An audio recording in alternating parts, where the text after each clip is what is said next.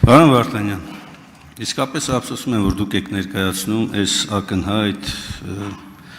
բոլոր իրավական սկզբունքներին հակասող փաթեթը, բայց ես ունեմ մի քանի հարցեր։ Խնդրեմ։ Առաջին հարցը վերաբերում է հետևյալին։ Դուք գիտեք, որ հանձնաժողովը անկախ ինքնավար մարմին է, կոլեգիալ կառավարման։ Ինչով եք բացատրում, որ դուք սրանով բերել եք եւ այդ կոլեգիալ մարմնի իրավասությունները վերապահել եք մի անձի։ Երկրորդը, էներգետիկ համակարգի անվտանգություն ասելով ձեր ձևակերպումն է եւ նախագծի հիմնավորումը։ Կարող եք բնութագրել ինչն է, որ այսօրվա եղած գործիքակազմը թույլ չի տալիս, որպեսզի արագ միջամտությունը լինի, սկսած արտակարգ իրավիճակից ավարտված այլ դրսևորումներով։ Եվ երրորդ հարցը, դուք ծանոթ եք միջազգային ներդրումային իրավունքին։ Բոլոր այն դեպքերում, երբ որ առնչվում եք այդպիսի գործերի հետ, ըստ ձեր կանխատեսման, Հայաստանի համար ինչ հետևանքները հնարավոր լինեն։ Շնորհակալություն, պարոն Միասյան, ճիշտ ասած կանխատեսել էին հարցերը առաջի հարցից։ Ուրեմն հանձնաժողովը շարունակում է մնալ կոլեգիալ մարմին եւ վարույթ իրականացնում է որոշում է կայացնում հանձնաժողովը։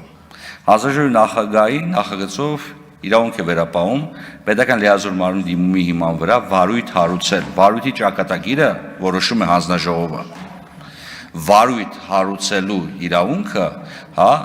որովհետեւ գործառութային իրավունք վերապահվել է հանձնաժողովի նախագահին հաշվի առնելով որոշակի օպերատիվ գործունեություն, օպերատիվ միջամտության անհրաժեշտությունը։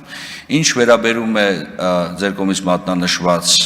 էներգետիկա անվտանգության հետ կապված հարցերին, ես մի հատ լավ օրինակ կբերեմ, տեսեք Իսպանիայում տեղի ունեցածը, երբ որ մեկ օրվա ընթացքում ամբողջ իսպանական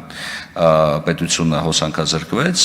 եւ պետությունը մինչ այսօր շարունակում է քննություն, դրա վառ օրինակներից մեկն է, որ կանխարգելումը շատ ավելի կարեւոր է, քան հետևանքների հաղթահարումը։ Արձագանքեք եք նաեւ երրորդ հարցին կպատասխանեմ։ Արձագանք։ Ճիշտ ասած, հələ երկու հարցեր կա, որ դուք պատասխանեք, բայց բոլոր դեպքերում, բայց Իսպանիան չգնաց, չէ, այն մեթոդին, որը որ դուք եք հիմա առաջարկում։ Տեսեք, դուք ասում եք հանձնաժողովի նախագահին տալիս ենք միայն վարույթ հարուցելու իրավունք, այդպես չի։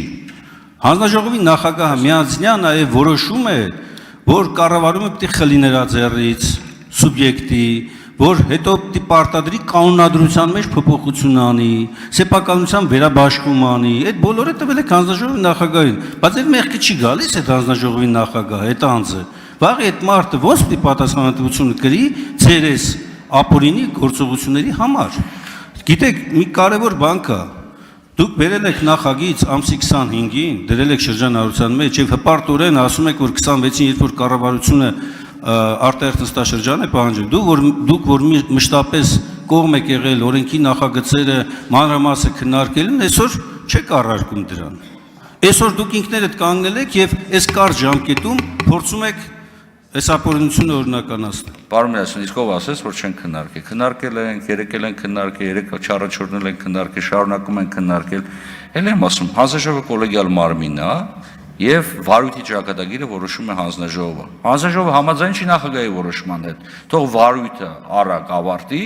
եւ այդ պարագայում եւ վարույթ չլինի եւ միջոցառումներ չեն կիրառվելու։ Բայց օպերատիվության տեսանկյունից, երբ որ անհրաժեշտ է իրավիճակից թելադրվող արագ գործողություններ իրականացնել, անհրաժեշտ է որպեսզի միասին որոշումներ կայացնեն։ Ընդ որում այդ որոշումները, ինչպես արդեն նշեցի, միջանկյալ են ըստ էության։ Եվ երբ որ ասում ենք խլել, վերցնել եւ այլն, ընդհանրապես ժամանակավոր կառավարչի ինստիտուտը տարածված ինստիտուտ է, հատկապես այն պարագայում, երբ որ օրինակ լիցենզիայի հետ կապված խնդիրներ են առաջանում։ Բայց եթե խախտումներ են տեղի ունենում, լիցենզիայի զրկման թեմա է առաջանում, որովհետեւ արձագանք չլինի պետական մարմինների կողմից։ Որովհետև ըստ էության դուք ինչ եք ասում, դուք ասում եք հետևյալը, ասում եք որևիցե միջոցառում մի ձեռնարկեք, երբ որ եկամուտի մասն է խոսքը, եկամուտը մենակ մասնավորինն է, երբ որ հոսանքազրկումներ կան եւ հանրային բողոք կա, այդ բողոքը պետությանն է, պետությունը ինչ գործառույթ ունի, պետությունը ոչ մի գործառույթ չունի։ Ներդրումային իրավունքներին հավատացնում ձեզ կանրադառնամ նաեւ այլ հարցերի շրջանակներում։